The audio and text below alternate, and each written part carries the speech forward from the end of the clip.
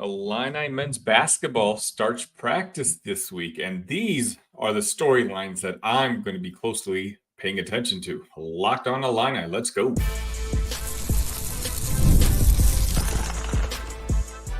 You are Locked On Illini, your daily podcast on the Illinois Fighting Illini. Part of the Locked On Podcast Network, your team every day.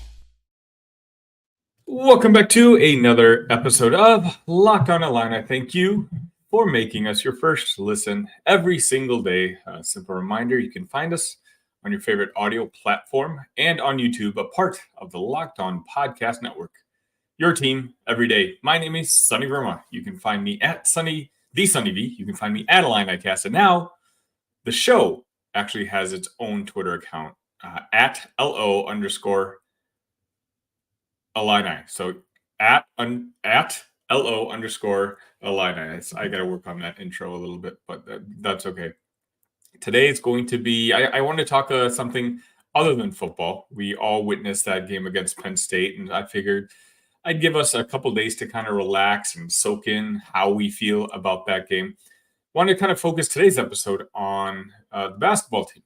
The basketball team is going to be starting practice, I believe, on Monday. But if not Monday, it's going to be early this week. So I figured I'm going to kind of talk about the top storylines that I put together that I'm going to be monitoring myself. Today's episode is brought to you by FanDuel. Place your first $5 bet and you'll get started with $200 in bonus bets guaranteed. Visit FanDuel.com to get started.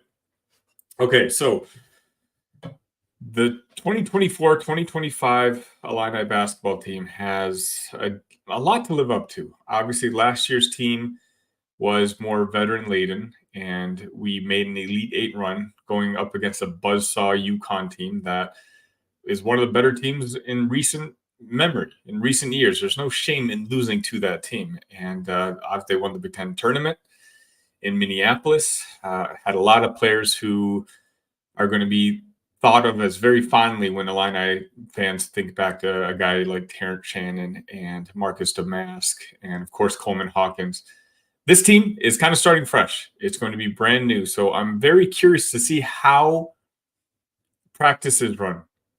I mean, you're talking about a lot, 9 or 10 new faces that are going to be playing basketball essentially for the first time, at least technically with the practice. They've been doing summer workouts together, but this is the first time under a formal, team practice, guys. So I want to go over some of the major storylines that I've been thinking about, and I want to hear your thoughts. Please let me know in the chat what kind of questions you have about this team. And let's see if we kind of share some of the same questions, or if this is one of those, you come up with something that I wish I had thought of. First and foremost, obviously, Illinois had a very big coaching transition happen officially just a week or two ago, but it's been happening for a while. And so Tim Anderson was a big part of this basketball team over the last couple of years. A big reason that we were able to make it to the Elite Eight. He was a major cog in trying to bring in the pieces that eventually got our team to that level. I want to know, there's Tim Anderson's handprints all over this team coming up. And I'm not just talking about Morez Johnson. A guy like Trey White was brought in by Tim Anderson. Obviously, he's had a lot of influence on the guys that are going to be taking the court next year. The fans, we may feel a little uneasy losing a guy as talented as Tim was, but what do the guys on the court feel like? Is there any sort of a lost mentor type of players looking down, or any sign of uneasiness, I guess is what I'm asking, because there very well could be. Tim Anderson was a player or a coach that a lot of players genuinely looked up to as a mentor, not just on the Illini.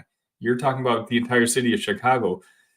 He's very much known for his services. There's a reason that he was as highly sought after as he was by Illinois. So first and foremost, I want to see if the transition from Orlando Antigua to Tim Anderson is something that's going to be seamless in practice, or there's a little side eye going on.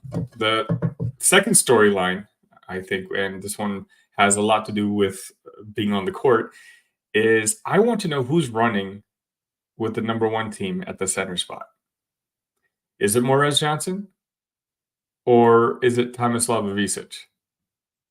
Now, there still has been no real update on the Ivisic situation. Obviously, still working on his visa issues. From what I've gathered, I don't have any intel on this one, but Derek Piper did report a couple days ago that the staff still believes that he's going to be playing for us this year. We don't have an update, though.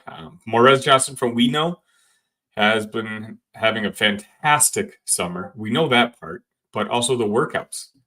He's been playing very well, and one of the surprises of the season. Early on, a couple months ago, I locked in Ivisic as the starting center on the Illini this upcoming year. But if you, those of you who are my everydayers, and if you're not, please hit that like button, hit that subscribe button, doing content for you every single day. Well, I flipped. Earlier this week, I had Morez Johnson as my starting center, and I think we're going to get a good idea of what the staff is thinking when we start getting feedback about who is the guy that's running with the ones and who's the guy who's running with the twos. Do they give Morez the number one spot immediately just because he's certain that he's going to be there day one? Or do they give it to Ivisic? Are they that confident that he's going to be here? Certainly something that we're going to be monitoring. The other one is, did Ty Rodgers really develop a jump shot? Does anyone else really want to know this? Because not that it's important. And now I'm regretting making this my number 3 storyline I'm paying attention to. It's actually further down, but Ty Rodgers doesn't need to be a good shooter to be a valuable member of this basketball team.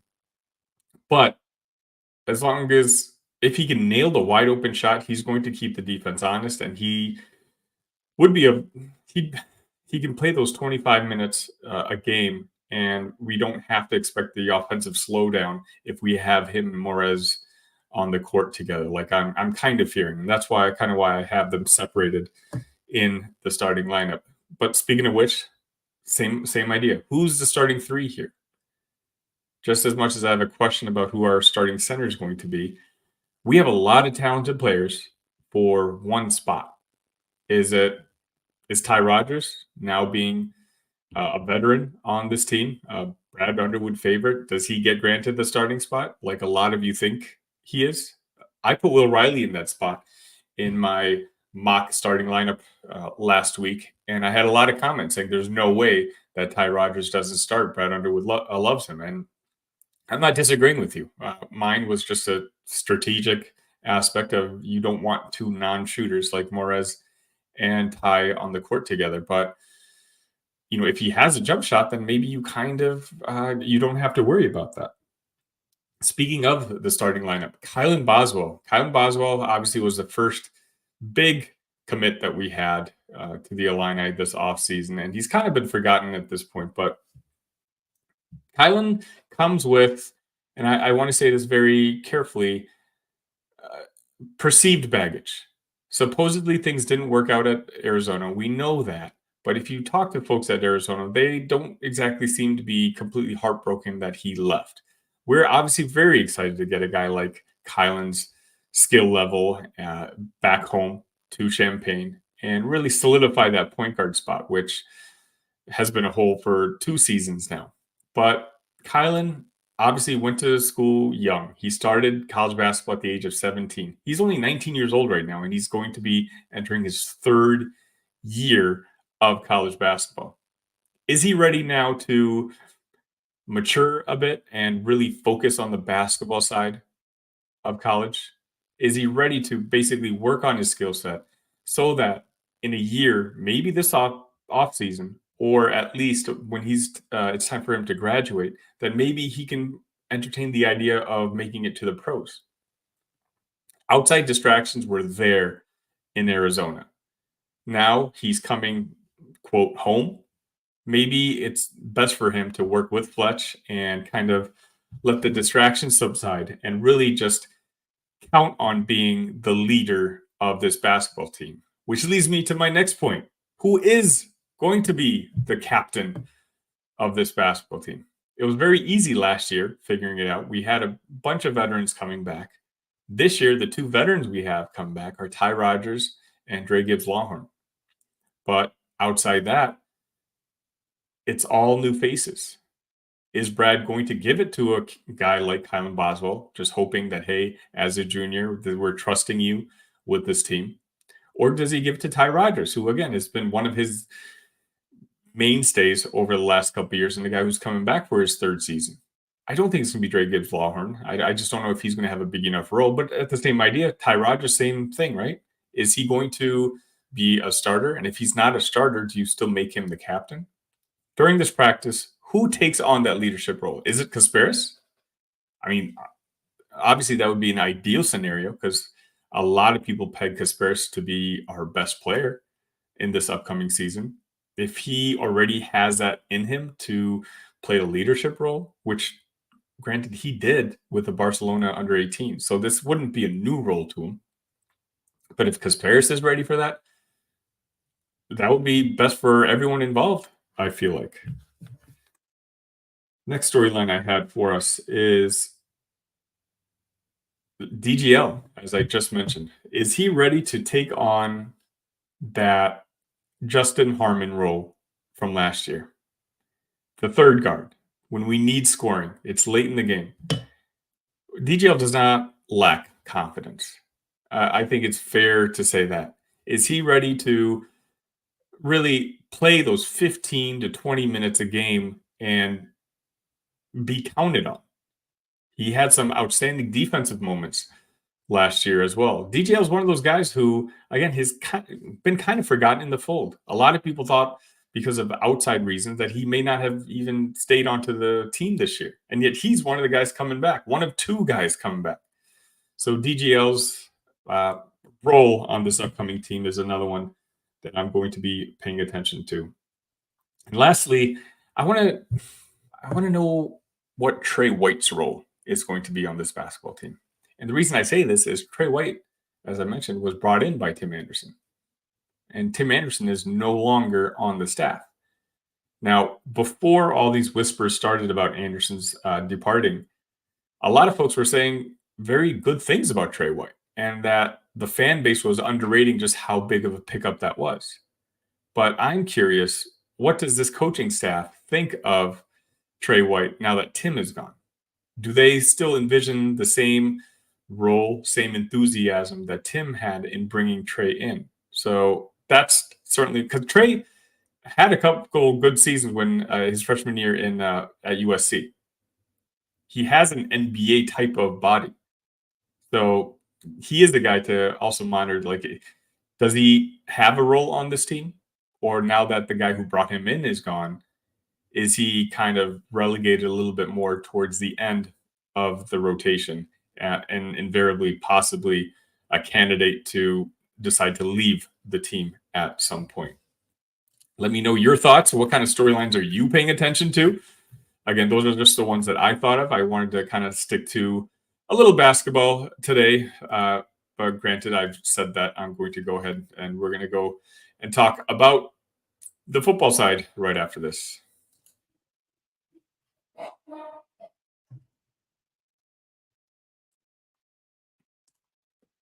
Hey, NFL fans, you can start the season with a big return on FanDuel, America's #1 sportsbook.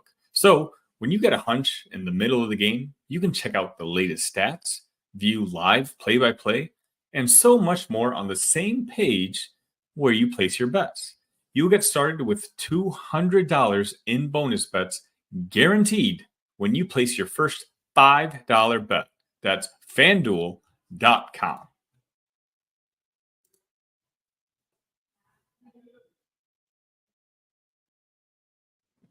So Illinois loses 21-7 against Penn State on Saturday night, and a lot of you joined me on the post-game instant live analysis, whatever I want to call it. Those of you did, I appreciate you. And if you're interested in joining me, I'm doing that for every single game this year. So again, hit that like button, hit that subscribe button. Guys, it costs you guys nothing. But trust me when I say it helps my channel immensely, both from the YouTube side and on the Locked On side. We want to make these Locked On Network folks happy that they gave Illinois a channel. They hadn't had one for a very long time. So 21-7, and this was a game that was 14-7 with a little under 2 minutes left in the game, I believe. And it's a game where a lot of Illinois fans after the fact, I don't think anyone is upset with how we played Saturday night. Penn State fans think the game was, a domination on one end. But from what I'm seeing from other Illinois fans, a lot of us are saying, hey, listen, the team is 4-1. The team went into Happy Valley in front of 109,000 people, and we were within one score with 2 minutes left. And, essentially playing the moral victory card, which, again, hand up, I did. I'm not glad that we lost on Saturday, obviously, but I wasn't exactly too upset either. I kind of took a step back and I looked at it as a big picture type of thing. And like, hey, very few people thought we were going to beat Penn State. And that's even before the season and up until now. If you had told me 6 weeks ago that, hey, you're going to start the season 4-1 with the one loss being to Penn State, do you accept? I would have accepted without hesitation. But as much as I might be okay or perceiving that I'm okay with the moral victory aspect, who isn't? This football team. This football team was interviewed in some of the post-game conferences, and they talked about how they came in with the expectation of winning. Dylan Rosiak, the starting linebacker, we came in here wanting to win, man. And Miles Scott, we're not going in to just try and get a trophy for competing. We want to win. This is just a first loss, but we just got to bounce back from it. And finally, even Brett Bielema had mentioned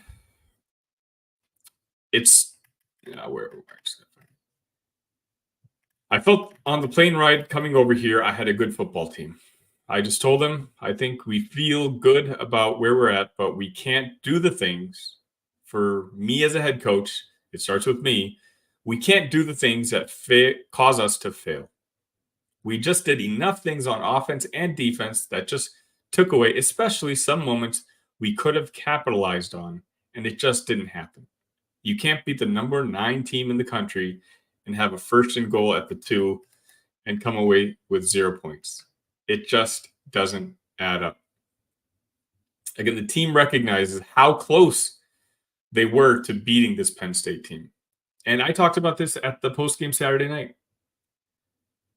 Illinois is a good football team, but we are overachieving based on the talent that we have. The team as is can beat the teams worse than them, and they can beat the teams at their level. And on most days, I think this team can beat teams slightly above their level. Penn State, however, is on a significant different tier. I think Penn State is the second best team in the Big Ten, and Saturday night has not changed my mind. But no moral victories. Brett Bielema, and the reason I think this game was as close as it was is because of those guys in that locker room who have that mindset. They're not coming here. They're not going to Nebraska. They're not traveling to Happy Valley to show that they can compete. They are all going with the full expectation of winning. Brett Bielema knows when they're underdogs. He made a clear mention of it at the post-game conference against Nebraska, saying, I know most of you in here didn't have us winning either. So he pays attention to this stuff. So there's no doubt that the 18-point spread for most of the week, which closed at 19.5 points at kickoff, was brought up by Brett Bielema and the staff consistently to his players. They like that underdog role, except they don't think they're the underdog. And that's why this team continues to compete.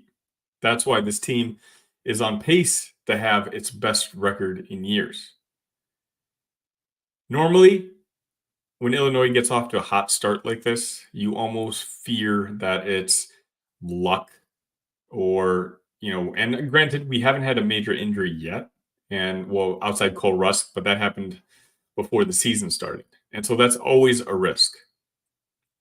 But, and let me know if you guys agree or not. What I like about this team is even after watching that game Saturday night, I feel confident that the team itself is not built on a house of cards. They know who they are. They know what they do well, and they'll try to fix what they can't do well. And mentally, they're not a top 20 team in the country. Mentally, they think they would go to Tuscaloosa. They'd go up against Alabama with the mindset that they're going to win. And ultimately, that might not lead to a win this year. Again, we kept it pretty darn close against Penn State, the number 9 team in the country, with this vaunted white out energy. And honestly, year 4, Brett Bielema, that's what I asked for. And again, 4-1 is 4-1. I'm not going to have any sort of recency bias here and be upset about that Penn State game. I know these guys are going to be locked in, focusing on Purdue in 2 weeks. We got a bye week now. The staff already is out there recruiting their butts off. Our wide receivers coach, I think, just mentioned that he's out in Dallas scouting wide receivers. Who? I don't know yet. That's some work I'm going to have to be digging in for you guys this week. If you know, let me know in the chat. They know that they're going to try to capitalize on this early momentum. Do you see what happened at Purdue? In West Lafayette early Sunday, Ryan Walters fired his offensive coordinator, Graham Harrell. That program is on the brink. There's a lot of bad vibes over there. And they have a lot of 4-star commits for next year's class. You know that Illinois and Purdue go after a similar type of player. And so if you don't think that Brett is going to be on the phone with a lot of the mutual interest guys, even if they're already committed to Purdue, then you don't think Brett Bielema is doing his job correctly. And Brett's been doing this way long enough. He knows what he's supposed to be doing. And I would not be surprised if maybe we can try to confirm a flip before that Purdue game. And man, what kind of motivation and extra energy would that bring to that game? But at the very least, expect a full house in Champaign that weekend, 2 weeks from now. We're going to show those guys who are contemplating Purdue or Illinois that really only one of these teams is on a rocket ship going up.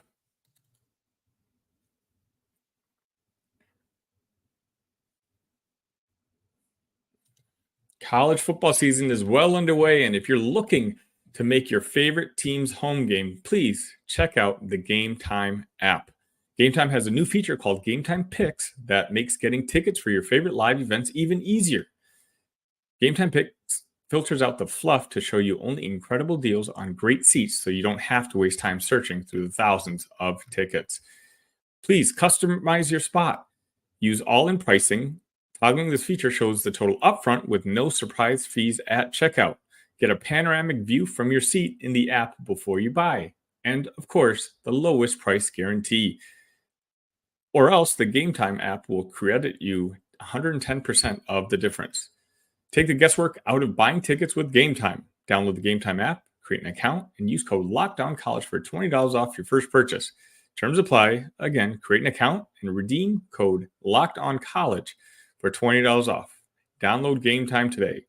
What time is it? Game time.